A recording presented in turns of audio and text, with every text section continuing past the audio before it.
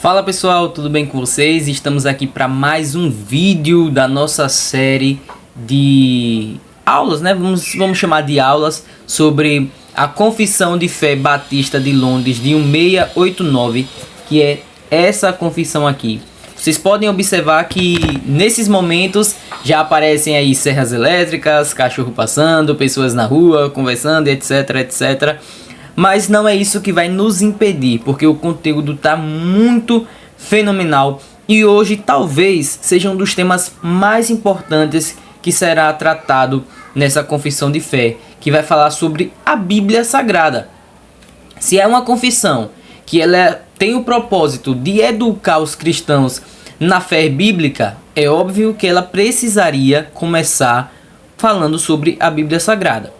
A gente sabe que existe a Bíblia Católica, existe a Bíblia Evangélica, existe a Bíblia dos Testemunhos de Jeová, dos Mormons, mas qual que é a Bíblia correta? Então, a nossa confissão, a Confissão de Fé Batista de 1689, para quem é batista tradicional reformado, ela vai tratar justamente desse tema, a Bíblia Sagrada, no seu primeiro capítulo.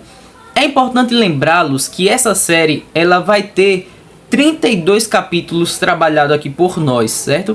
A Confissão de Fé tem 32 capítulos, então serão 32 temas abordados e mais a introdução que já está também disponível para você no canal. Se você chegou aqui de paraquedas e está se deparando com esse primeiro vídeo do primeiro capítulo, saiba que tem um vídeo anterior a esse, que vai falar sobre a origem da confissão, como ela se iniciou, quem foram seus fundadores e tudo mais, tá certo? Então, entra na playlist e assiste desde o primeiro vídeo. Mas, sem mais delongas, vamos abordar o conteúdo maravilhoso desse nosso bate-papo, dessa nossa aula. O primeiro capítulo leva ao tema das Sagradas Escrituras. Eu quero ler também com vocês esse capítulo porque é muito rápido, é muito curto, muito objetivo. E eu quero comentar para poder explicar para vocês qual é a abordagem que a Confissão de Fé faz a respeito do tema das Sagradas Escrituras. Ela diz o seguinte: a Sagrada Escritura é a única regra suficiente, certa e infalível de todo conhecimento salvífico, fé e obediência. Embora a luz da natureza e as obras da criação e da providência manifestem até certo ponto a bondade, a sabedoria e o poder de Deus, de forma a deixar os homens indesculpáveis. Então o que é que quer dizer essa primeira parte? O texto vai dizer que as Escrituras, a Bíblia Sagrada, ela é suficiente, ela é certa e ela é infalível. Para quê? Para dar todo o conhecimento salvífico, que é o conhecimento de fé e de obediência a Deus. O conhecimento salvífico é aquele conhecimento que te leva à salvação, ou traz a salvação até você. Isso falando aqui de forma filosófica, né?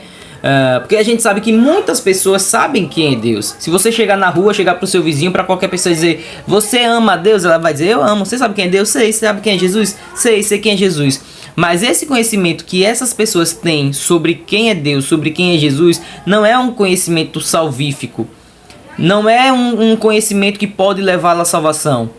Por exemplo, nós cristãos, quando nós nos descobrimos pecadores, falhos e miseráveis, quando nós descobrimos quem Deus é através da sua palavra poderosa, nós nos humilhamos, nós entendemos: caramba, é isso mesmo, eu sou pecador, eu sou falho, eu sou carecedor da misericórdia de Deus, eu preciso dessa misericórdia. Esse conhecimento sobre quem Deus é mudou o nosso ser. E a Bíblia vai dizer lá em Romanos capítulo 1 que os homens são indesculpáveis porque através da natureza eles podem ter ciência de que existe um Deus, de que Deus existe, de que há um Criador. Não tem como contemplar a natureza sem saber que existe um Criador. E o texto vai abordar justamente isso. A natureza e as obras da criação, elas de certo ponto manifestam quem Deus é. Só que esse conhecimento, ele é apenas condenatório. Ele não é salvífico. Você entender que existe um Deus, por exemplo, uma tribo indígena. Tem uma tribo indígena que nunca ouviu falar sobre Cristo, nunca ouviu falar sobre o Evangelho. Elas adoram qualquer coisa, qualquer outro Deus, a lua, o sol, as estrelas. Elas deveriam adorar a Deus, porque a natureza revela que existe um Criador. Mas por mais que ela entendesse, olha, caramba, realmente existe um Criador. mas elas não poderiam ser salvas sem acessar a Bíblia, a palavra de Deus, porque somente a palavra de Deus consegue trazer o conhecimento salvífico ao coração do homem, porque todos são salvos pelo ouvir da palavra de Deus. Então é isso que essa primeira parte dessa confissão ela aborda. O texto continua: porém, essas manifestações não são suficientes para conceder o conhecimento de Deus e de sua vontade que é necessário para a salvação. Ou seja, o conhecimento de que existe um Deus. Isso aqui existe, essa árvore maravilhosa, essa árvore magnífica. Eu sei que existe um Deus que criou isso aqui. Entender isso não te traz a salvação. A única coisa que te traz a salvação é o conhecimento salvífico que só vem por meio das Escrituras Sagradas. Portanto, aprove ao Senhor, muitas vezes, de muitas maneiras, revelar-se, declarar sua vontade à sua igreja e, posteriormente, para a melhor preservação e propagação da verdade e para o mais seguro estabelecimento e conforto da igreja contra a corrupção da carne e a malícia de Satanás e do mundo, colocá-la por completo em forma escrita. Então, a Bíblia, ela é a palavra de Deus que foi passada de geração em geração, via oral, no boca a boca. E a confissão ela vai defender que para o conforto da igreja, para a preservação da palavra de Deus e contra a corrupção que pode haver, no sentido de corromper o que foi dito, que é aquele telefone sem fio, a Bíblia, por providência de Deus, ela também foi escrita, ela foi registrada, certo? Ela foi registrada em papiros, em papéis e em todo tipo de objeto, aqueles objetos antigos, né? Os manuscritos mais antigos e tal, mas a Bíblia foi registrada de forma escrita, tá bom? O texto continua dizendo: isso faz que as Sagradas Escrituras sejam sobremaneira necessárias, uma vez cessadas aquelas formas antigas de Deus revelar sua vontade ao seu povo. Ou seja, a Bíblia hoje ela é suficiente. Tem igrejas que vai falar sobre profetas, vai falar sobre revelação, eu revelo CPF, eu revelo isso, eu revelo aquilo. Não. Antes Deus falava realmente por meio de profetas. Hoje Deus fala exclusivamente por meio da palavra de Deus. Mas então não existe mais profetas hoje em dia? Aos moldes antigos? Não. Tudo o que um profeta, uma pessoa que se diz profeta, falar, tudo isso que foi dito tem que ser julgado com base nas Escrituras Sagradas. Se fugir, então não pode ser considerada uma mensagem vinda da parte de Deus. Porque a forma de Deus de se comunicar com seu povo por meio de profecias já foi cessada. Então é isso que a confissão ela vai defender. O segundo parágrafo vai dizer quais são os livros que são pertencentes a verdadeira escritura sagrada, porque a gente sabe que o mundo tenta deturpar as escrituras, né? Existe Bíblia a rodo por aí, até Bíblia defendendo que Jesus não é Deus existe. Mas a confissão vai dizer o seguinte: sob o nome de escritura sagrada ou palavra de Deus escrita, estão agora reunidos todos os livros do Antigo e do Novo Testamento. Ou seja, isso que nós chamamos de escritura sagrada, né? Mais popularmente conhecida como Bíblia Sagrada ou palavra de Deus, está contido 2 testamentos, um antigo e um novo. Os dois completamente relevantes. Não é que um anula o outro não, certo? Os dois são completamente relevantes. Os livros do Antigo Testamento são Gênesis, Êxodo, Levítico, Números, Deuteronômio, Josué, Juízes, Rute, 1º e 2º Samuel, 1º e 2º Reis, 1º e 2º Crônicas, Esdras, Neemias, Esté, Jó, Salmos, Provérbios, Eclesiastes, Cântico dos Cânticos, Isaías, Jeremias, Lamentações, Ezequiel, Daniel, Oséias, Joel, Amós, Obadias, Jonas, Miqueias, Naum, Abacuque, Sofonias, Ageu, Zacarias e Malaquias. Os livros do Novo Testamento são Mateus, Marcos, Lucas, João, Atos, Romanos, 1º e 2º Coríntios, Gálatas, Efésios, Filipenses, Colossenses, 1º e 2º Tessalonicenses, 1º e 2º Timóteo, Tito, Filemon, Hebreus, Tiago, 1º e 2º Pedro, 1º, 2º e 3º João, Judas e Apocalipse. Todos esses livros foram dados pela inspiração de Deus a fim de serem a regra de fé e da vida. Então são esses os livros que são pertencentes aquilo que nós chamamos, aquilo que é, na verdade, a palavra de Deus. Todos os livros que vierem, que não forem esse, não pode ser considerado palavra de Deus. Ah, mas eu li aqui em Macabeus que aconteceu uma guerra e, de fato, historicamente falando, essa guerra realmente existiu. E foi como diz, né, aqui na Bíblia, nessa Bíblia aqui católica, do livro de Macabeus e tal. Sim, esses livros, como valor histórico, eles são inestimáveis. Inclusive, em muitas regiões, em muitos países, o conteúdo histórico que eles abordam, que eles estudam, é pela Bíblia. E esses eventos, de fato, aconteceram. Só que o que está escrito lá não é canônico, ou seja, não é palavra de Deus, não é Deus falando, é apenas um relato histórico. Assim como você pegar qualquer outro relato, por exemplo, de Dom Pedro II. Você achar um livro de história, falando da história de Dom Pedro II, possivelmente esse livro é verdadeiro, aconteceu mesmo aquele fato lá.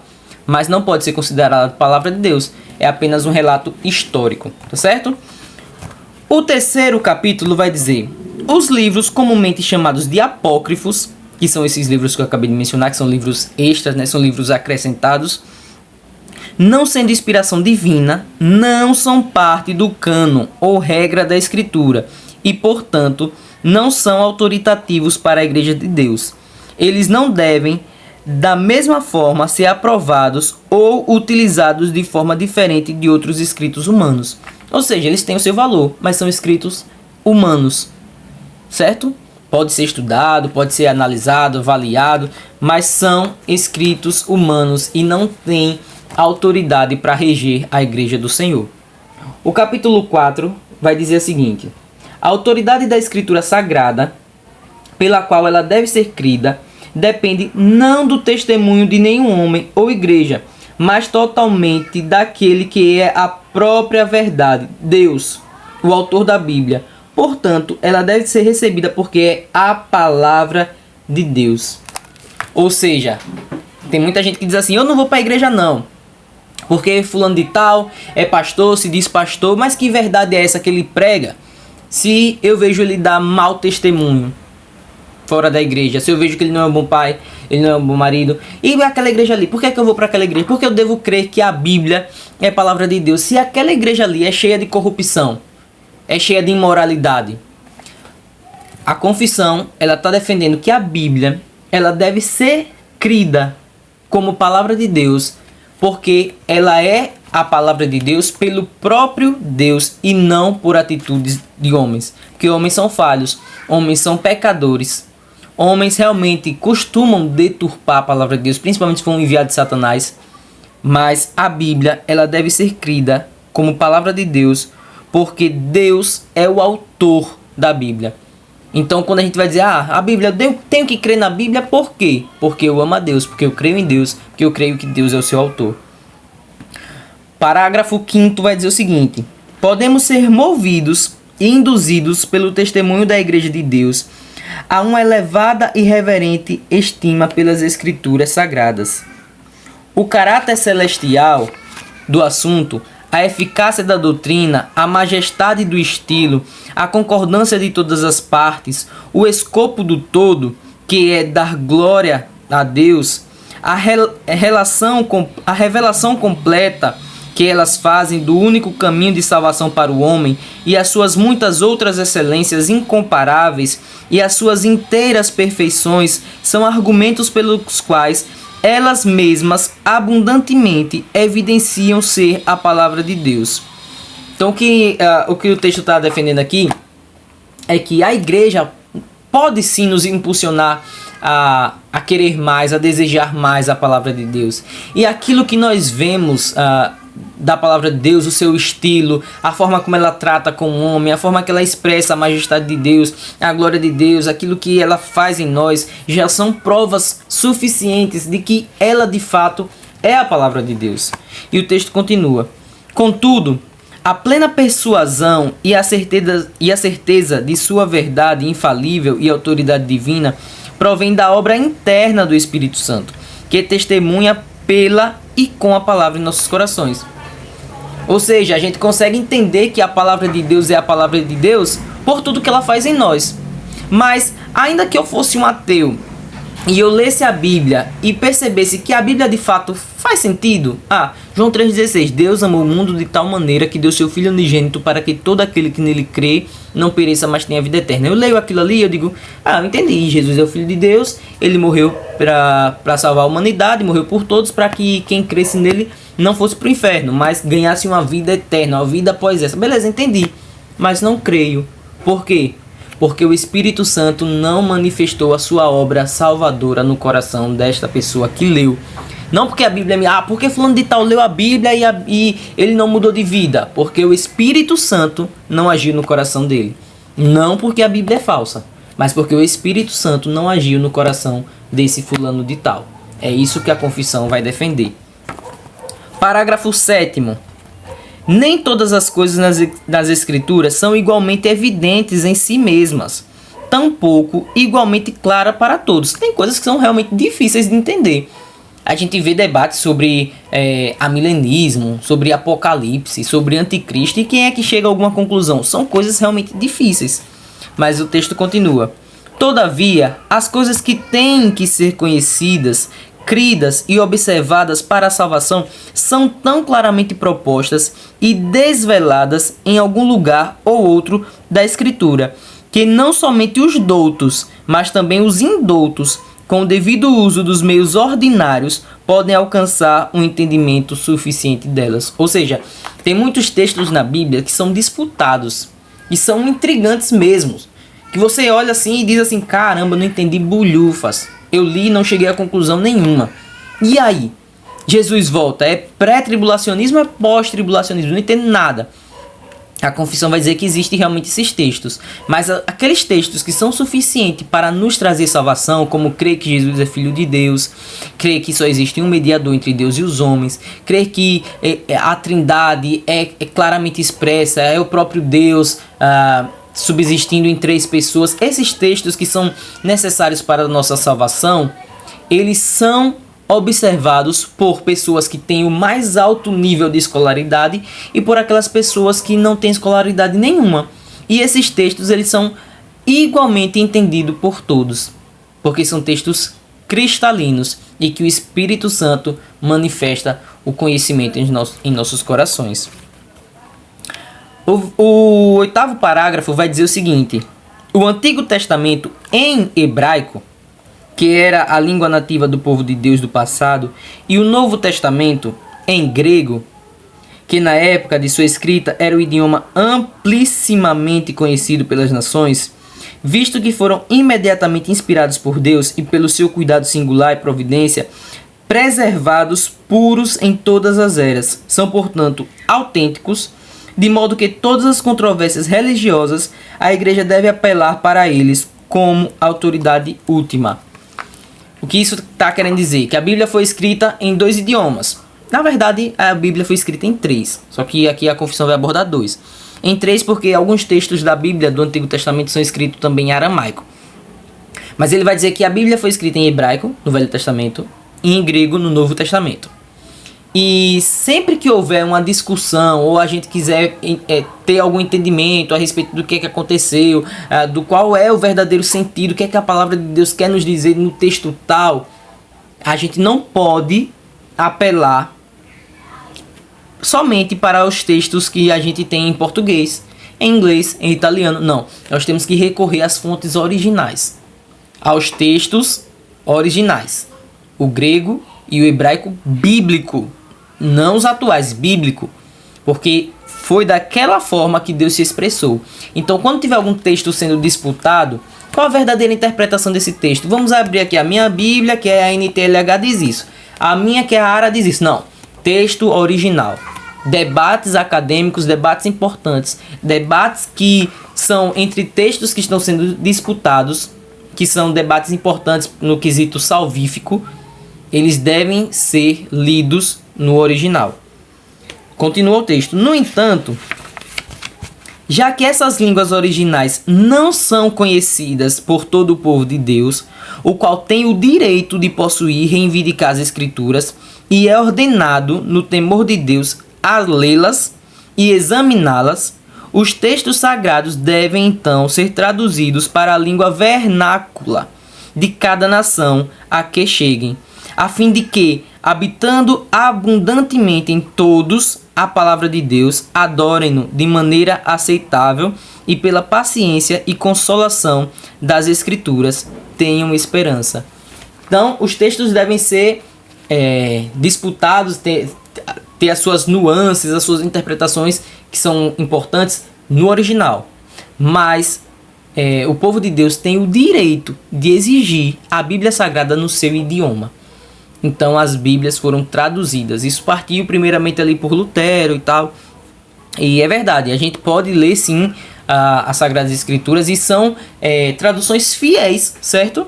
São traduções fiéis. É porque questão de disputa, de interpretação, a gente tem que ir para o original. Mas a Bíblia no nosso idioma, no português, né, já que eu estou falando com gente que fala português, elas são fidedignas em qualquer tradução. Seja na linguagem de hoje, seja traduções mais arcaicas, mas elas comunicam a verdade de Deus, com um ponto ou outro, tendo aquela divergênciazinha. E aí, como é que a gente resolve essa divergênciazinha? Original. Mas no que é essencial, todas as Bíblias, na linguagem vernacular, que é a linguagem do próprio povo, acessível para o povo, elas são perfeitamente, principalmente as brasileiras, certo? Elas não têm malefício nenhum, pelo contrário, são excelentes traduções. Parágrafo 9. São 10 parágrafos, certo? Já estamos no penúltimo. A regra infalível de interpretação da Escritura é a própria Escritura. Portanto, quando houver uma questão a respeito do sentido verdadeiro e pleno de qualquer trecho da Bíblia, e o sentido de cada passagem não é múltiplo, mas único, deve-se examiná-lo com auxílio de outras passagens que falem mais claramente a respeito do texto. Tá certo? Então, se tem aqui um texto falando uma coisa que eu não estou entendendo muito bem. O texto está dizendo assim. Jesus falando, eu e o Pai somos um. Eu e o Pai somos um. Então, você fica assim, eu e o Pai somos um. Então, será que, na verdade, não existe trindade? Será que só são dois? Como é que eu posso entender esse texto? A própria Bíblia vai explicar esse texto. Como? Nas outras passagens que vai tratar sobre o Espírito Santo.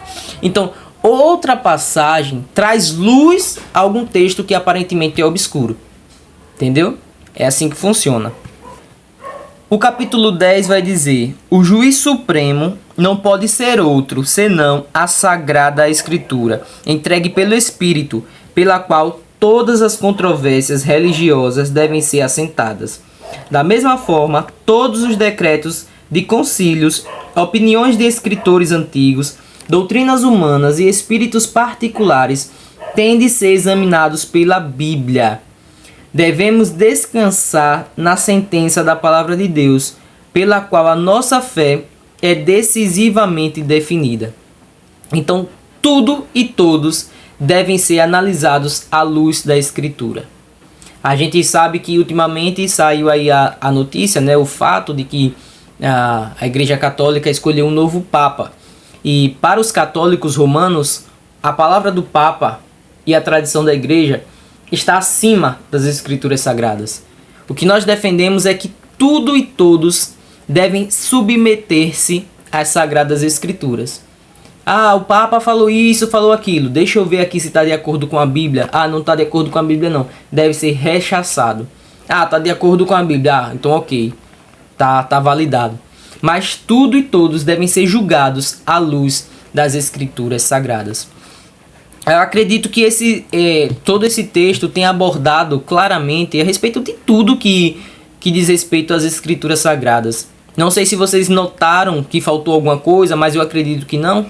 Se notaram, pode comentar aí o que vocês gostariam que fosse explicado mais a respeito da Bíblia Sagrada, de como que funciona. Mas é assim que pensa a Confissão de Fé Batista de Londres de 1689 a respeito do tema Bíblia Sagrada, ou as Sagradas Escrituras, a Palavra de Deus.